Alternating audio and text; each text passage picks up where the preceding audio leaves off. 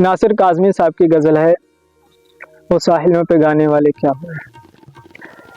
वो साहिलों पे गाने वाले क्या हुए, वो कश्तियाँ चलाने वाले क्या हुए।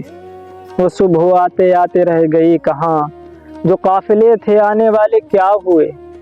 मैं उनकी राह देखता हूँ रात भर, वो रोशनी दिखाने वाले क्या हुए।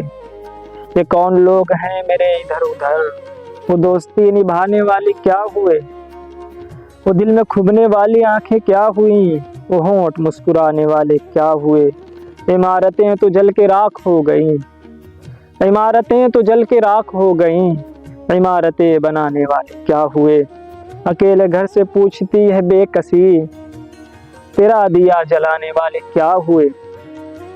ये आप हम तो बोझ हैं जमीन का, ये आप हम तो बोझ हैं जमीन का, जमीन का बोझ उठाने वाले क्या